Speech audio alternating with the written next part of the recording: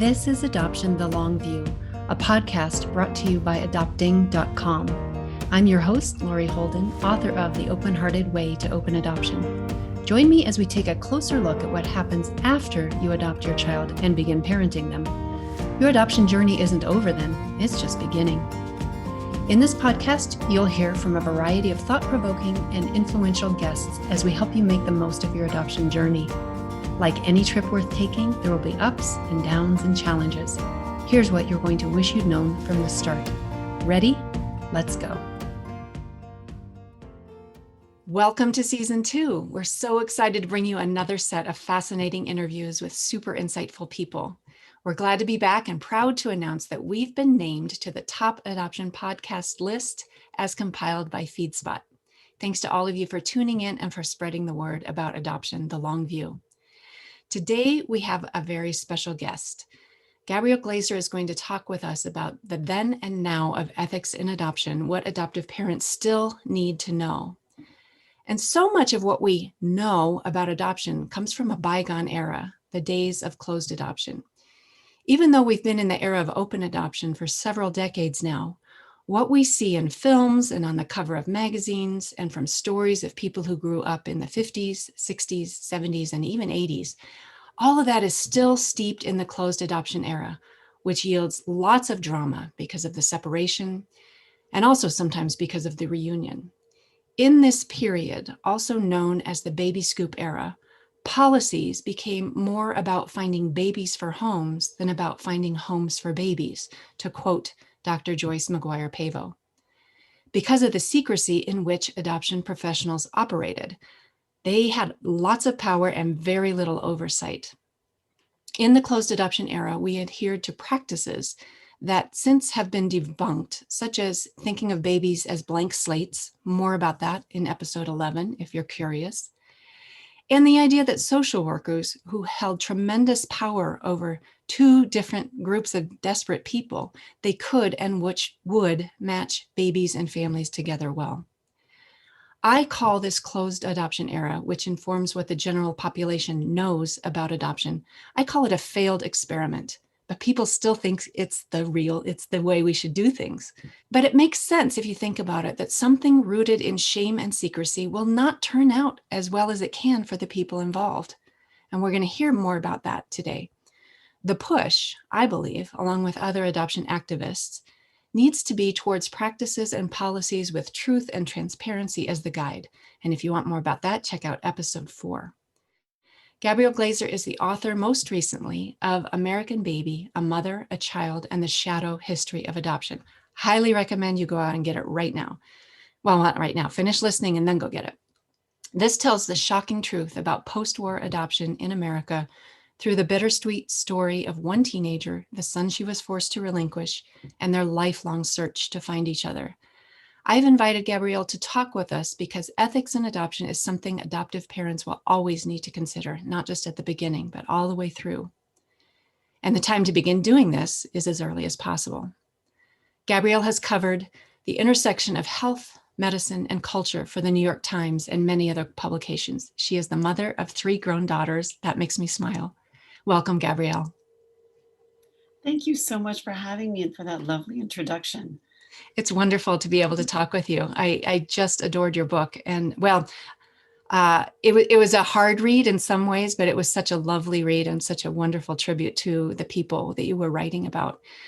Now, you don't have, as far as I can tell, any direct experience with adoption. So tell us briefly how you became interested in the subject of adoption, which had resulted in this book. You met David through a different story that was non-adoption related. Is that correct?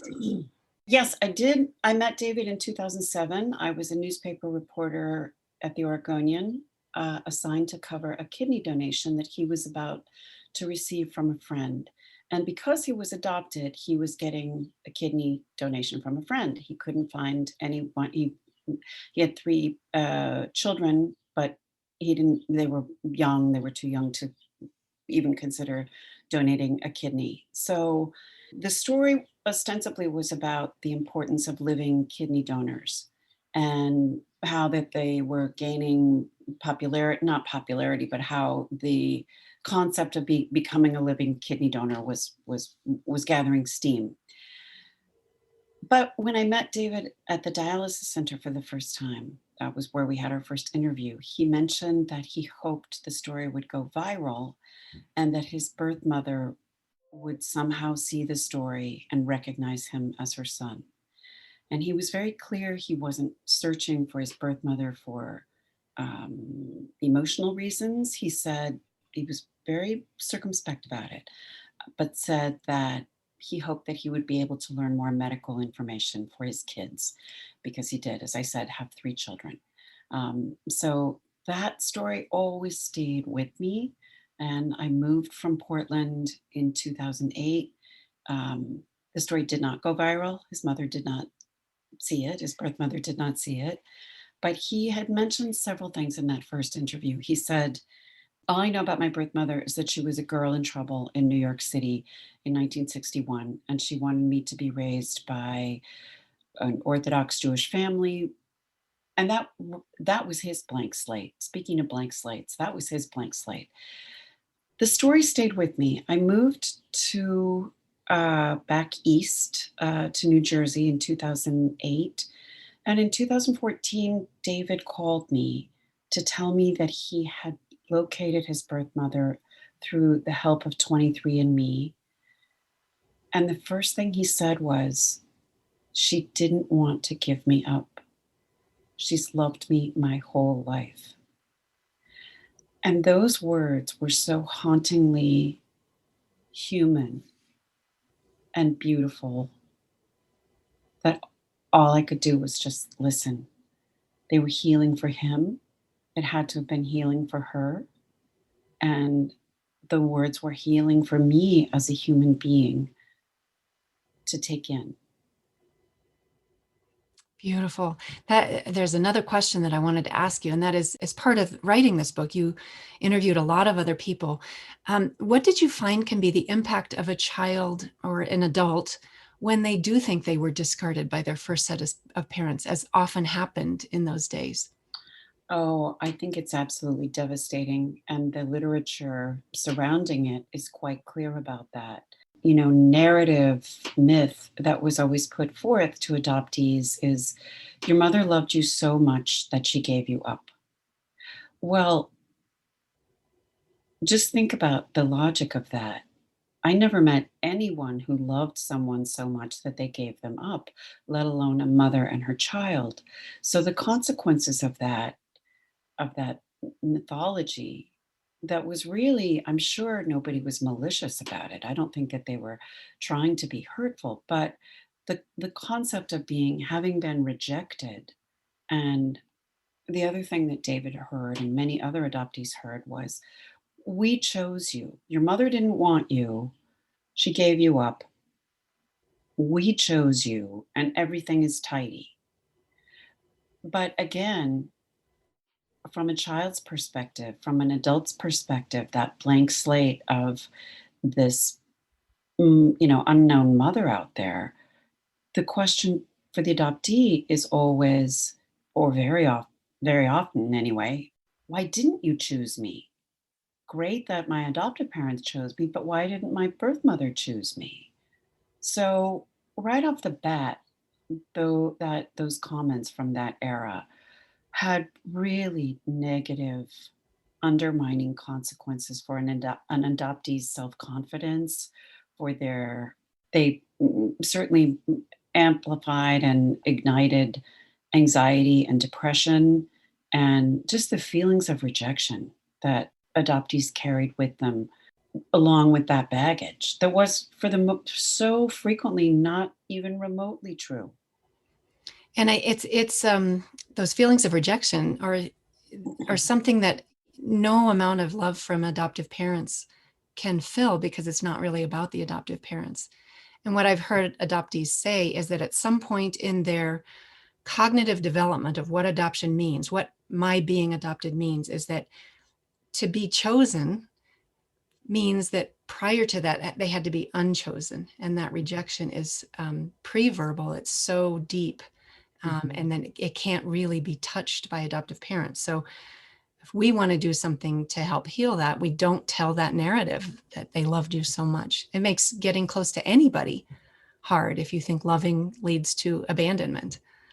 Absolutely. Absolutely. And what it often, leads to for many people is avoidance. Yes, yes. So let's talk about how we got there in 20th century. You go into your book some of the factors of the time, the political, the cultural, the scientific, the economic factors post World War II that led to what people in it called the baby scoop era. Can you talk about those? Yes. In the years after the war, this sexual revolution was simmering. At the same time, there was this incredible conservative demand that a woman had one role in life, which was to actually, she had several roles. The first was that she'd be a virgin until she got married. And then once she got married, she was supposed to um, be fruitful and create a large family in this demographic wave called the baby boom. Behind the scenes, however, as I said, the sexual revolution was simmering. Think about the music from the 1950s, rock and roll. Rock and roll itself was African American slang for sex. And young people had privacy for the first time. They were living in these new suburban bedrooms. They didn't share with anybody else. They also had basement rec rooms that were private. And most importantly, they had the rolling motel of the family Buick, which is a place where a lot of young women conceived. And there was a huge spike in unwed pregnancies. It tripled in the 2 decades after the war. And prior to the war, prior to this new suburban dreamland that was being presented to the American public as something that everybody, white people, needed to aspire to, if you had gotten pregnant out of wedlock, you would have had a shotgun wedding. But suddenly, as a result of this new middle class that was just within reach for many working class families, the idea that an unmarried pregnancy would thwart that, a college education would somehow stand in the way of gaining this new lifestyle that was being promoted in television, in magazines, certainly funded by the US government in the form of home loans for white GIs. And it was just not acceptable to have a child, in the parlance of the day, out of wedlock. So parents sent their girls away to a secluded set of maternity homes. There were more than 200 of them nationwide. The girls were coerced and, for the most part, forced to surrender their children into a very predatory adoption system that really ran from Seattle to Miami. And girls got really blamed for being pregnant. Talk a little bit about prevention of pregnancy. What about sex ed? What about contraception? Oh, absolutely. Yes. Sorry. A big glaring omission there. No sex ed, no birth control. Abortion was illegal, and girls didn't even know what was happening in their bodies.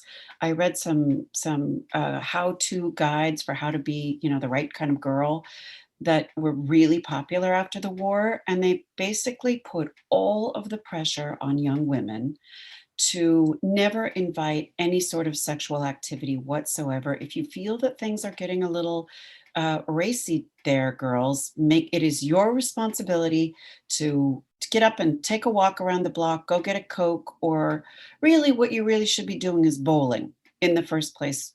Anyway, don't ever let yourself get into the kind of position that you could ever go down that road. And Bowling it, is birth control.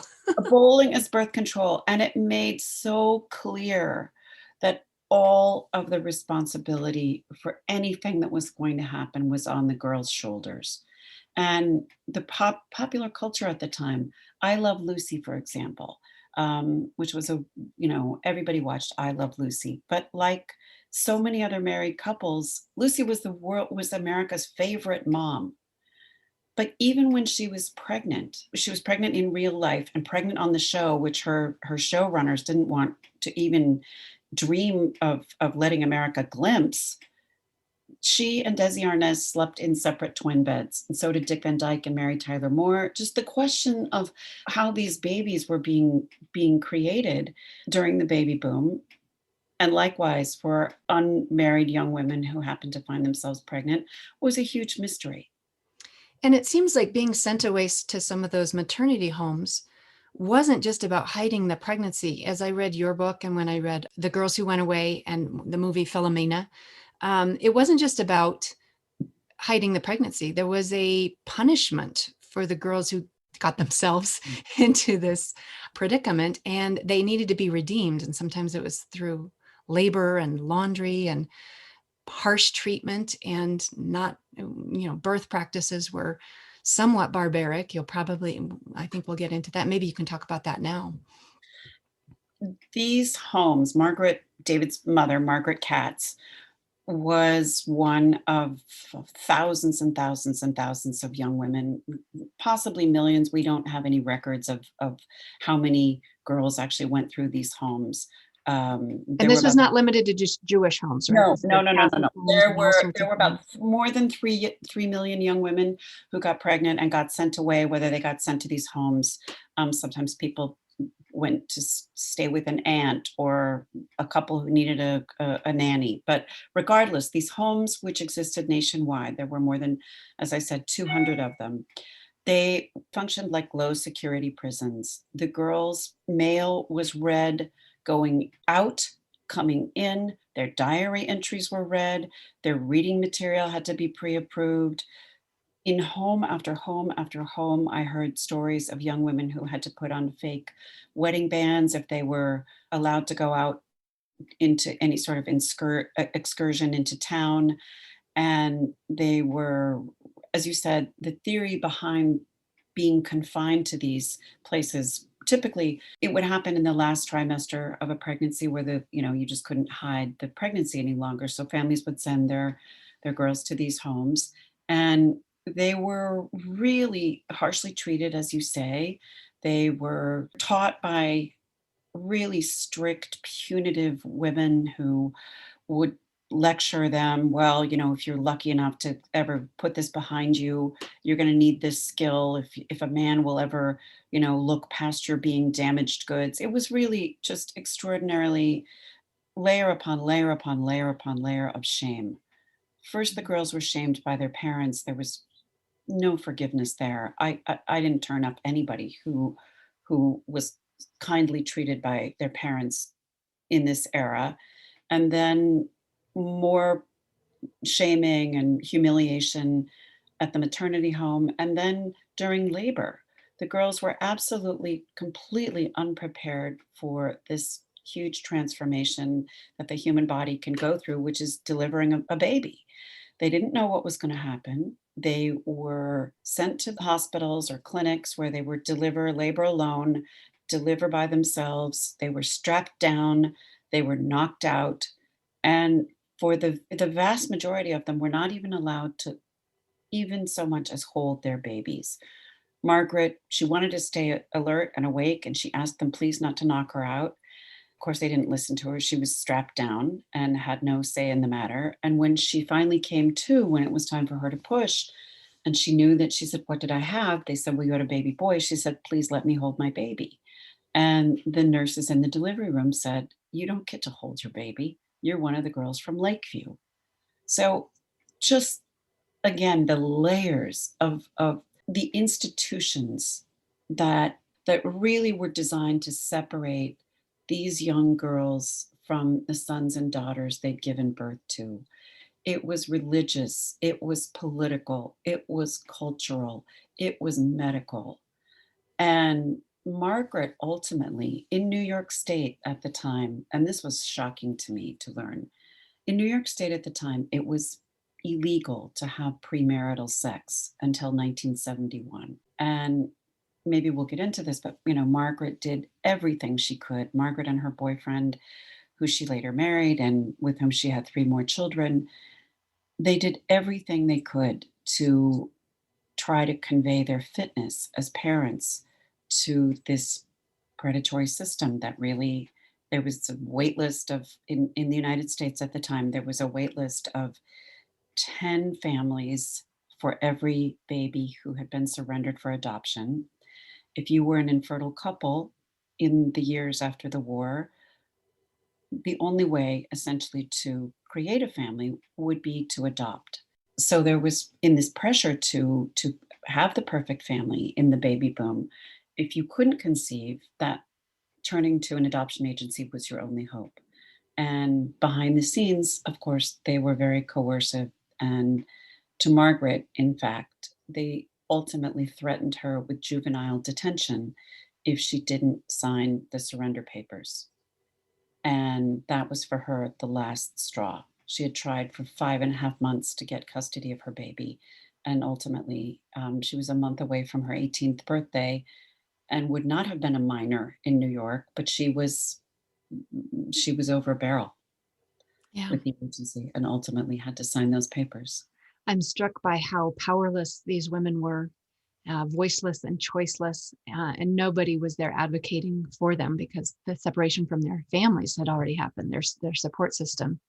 So they had nothing. So now that we know some of the factors that led to all this shame and secrecy, let's talk about what the shame and secrecy led to. We've talked about some of that, some of the policies, but I'm curious, what did we have to do? The the framework of the day was let's just pretend it never happened. So what we're pretending didn't happen for Margaret and women in her situation was a childectomy. And that's not a small thing. And what we're pretending didn't happen for David's parents and people like me is a grafting onto a family tree. And that's not nothing. And what we're pretending didn't happen for the baby, the child at the center, is a complete switcheroo sometime in their first few minutes, days, weeks of life, where everything that they had ever sensed in terms of sound and smell and rhythm goes away and nothing is familiar. Caretaker changes. Sometimes, as you stated in your book, sometimes that caretaker changes a couple of times because the babies weren't placed right away. There was a matching thing going on, which I hope you'll also talk about. So what did we have to do? What policies did we come up with, practices that helped us pretend like these big things didn't happen? What did all that lead to? That led to decades more of shame and secrecy. It started out as shame and secrecy. The pregnancy was a shameful secret. The pregnancy was lived out in shameful secrecy. The birth was a shameful secret. I found evidence of some maternity homes that offered special massages for the girls so that they wouldn't have stretch marks and that they would be presentable to some sort of, secret future husband down the line.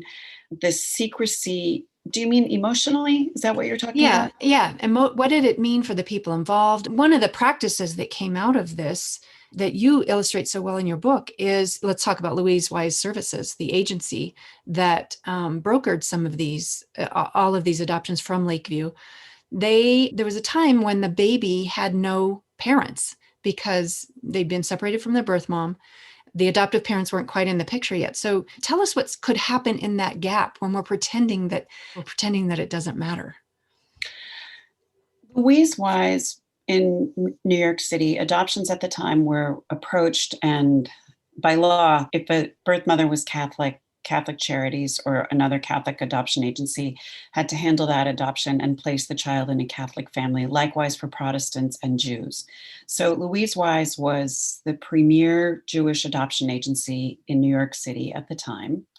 And they developed a series of matching techniques that they were very proud of. And actually, the Louise Wise babies were, in a way, sort of branded as these premium babies that would go to premium parents.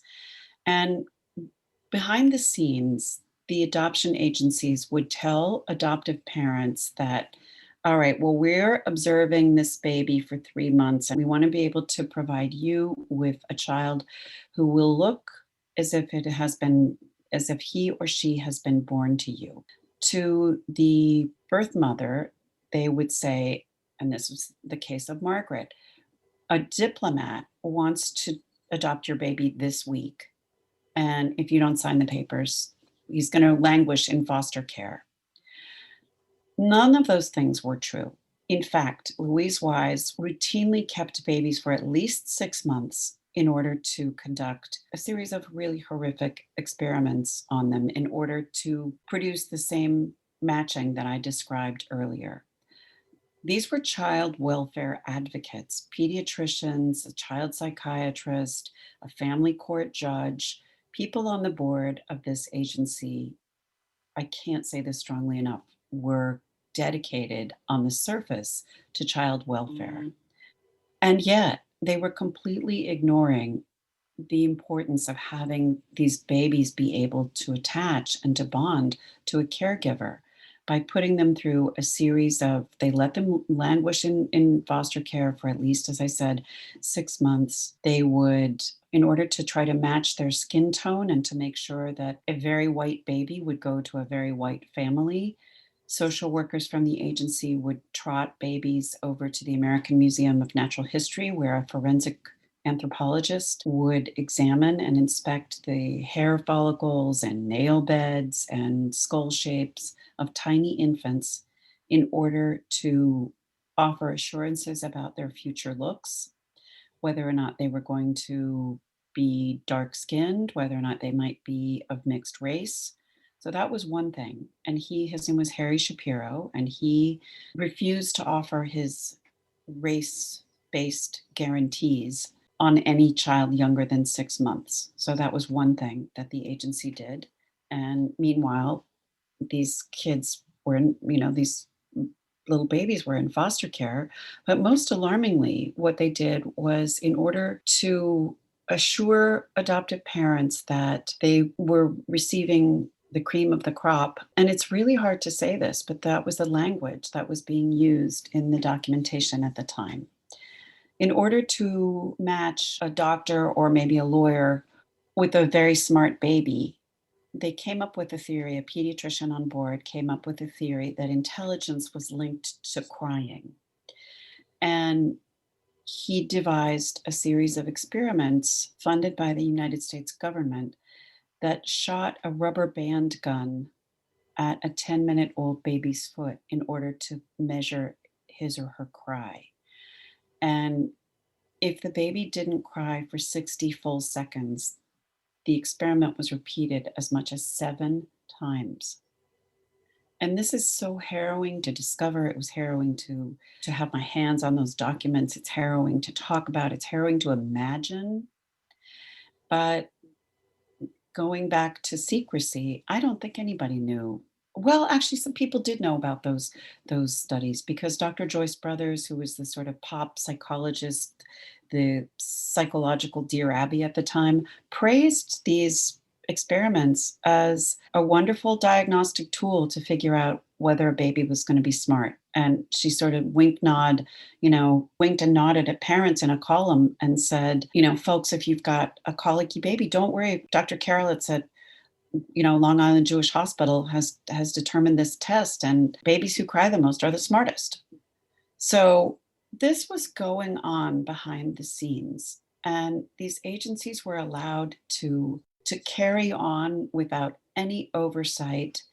And the damage that was done to each of the three parties, the adoptive parents, who were often lied to about the origins of their children.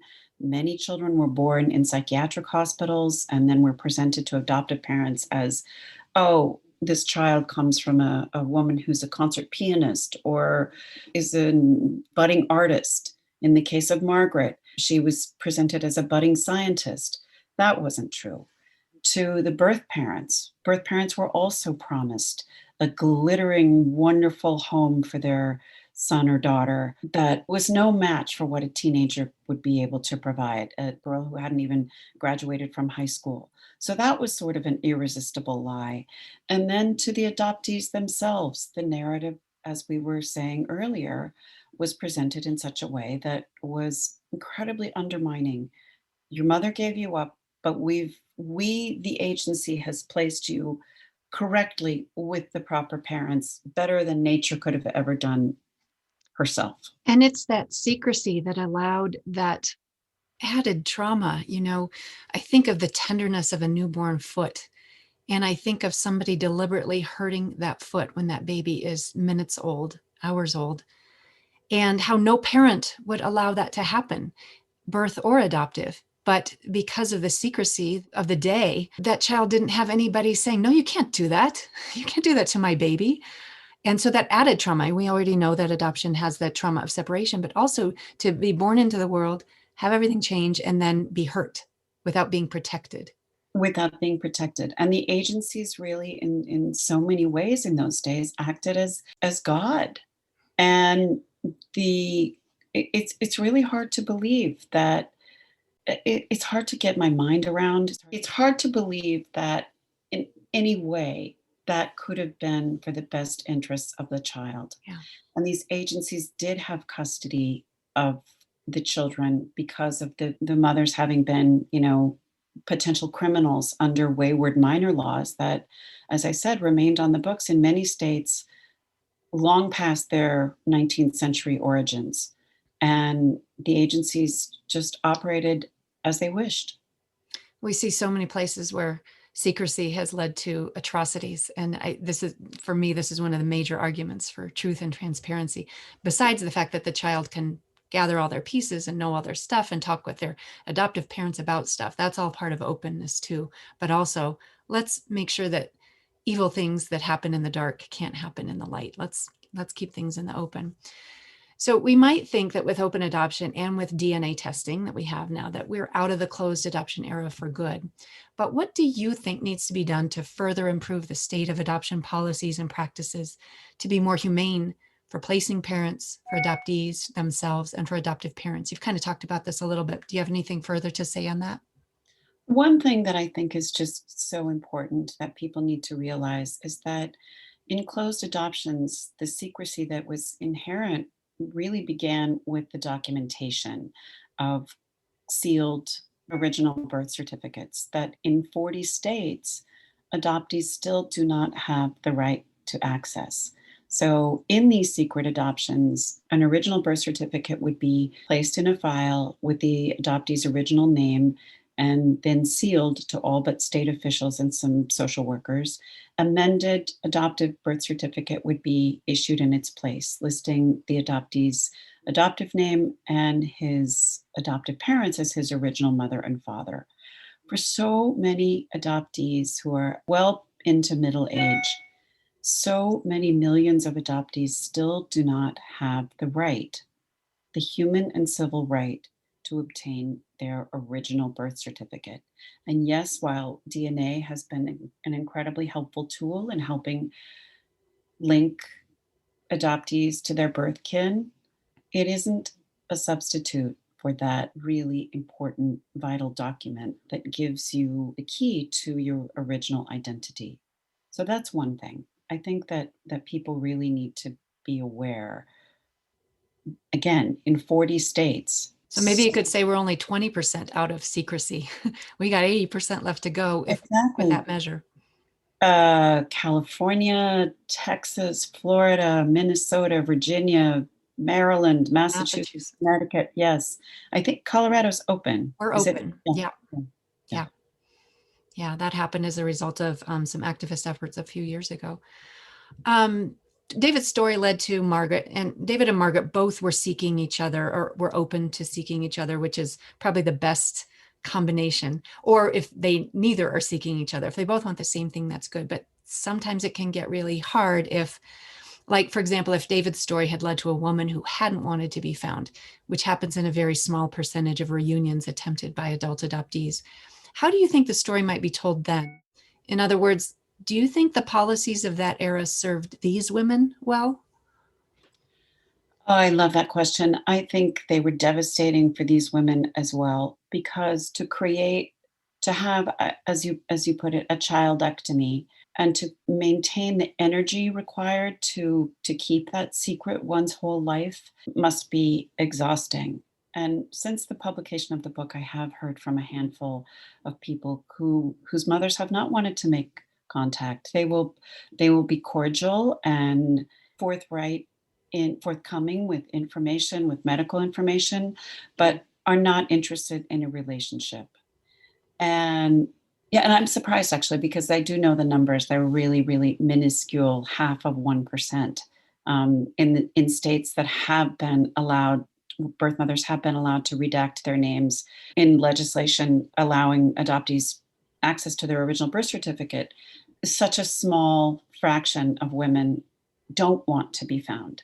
But I think that whole narrative that we started out, the conversation that we started out with, even if a woman did feel coerced and forced to surrender a child, to carry on into her 70s, over time, maybe that belief of having had to give up a child becomes part of her own identity.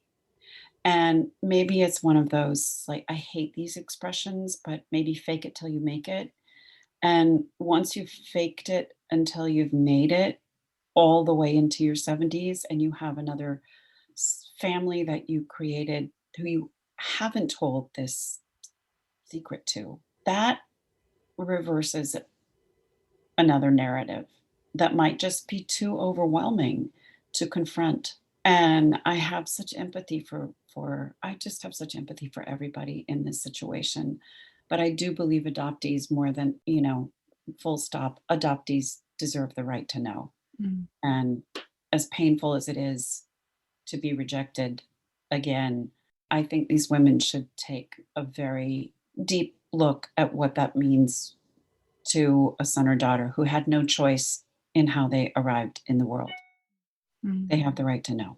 Yeah, yeah. So we're at the last question, and this is one I'm going to ask of all season 2 guests. What do you think people need to know to adopt well and to adoptive parent well?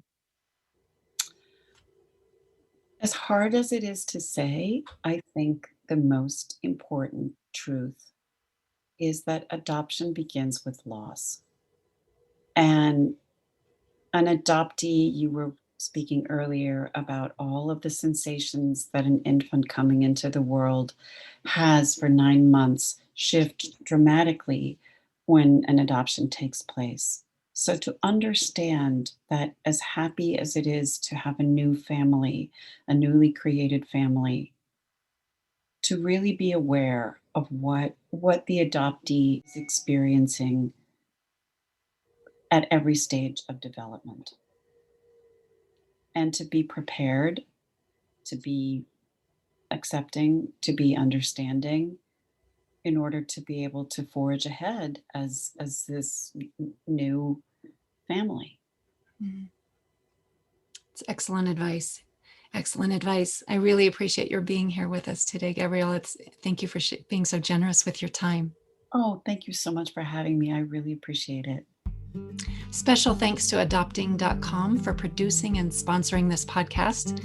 With each episode of Adoption the Long View, we bring you guests that expand your knowledge of adoptive parenting. Please subscribe, give this episode a rating, and share with others who are on the journey of adoptive parenting. Thanks to each of you listeners for tuning in and for investing in your adoption's long view. May you meet everything on your road ahead with confidence, capability, and compassion. And please make sure you read American Baby by Gabrielle Glaser.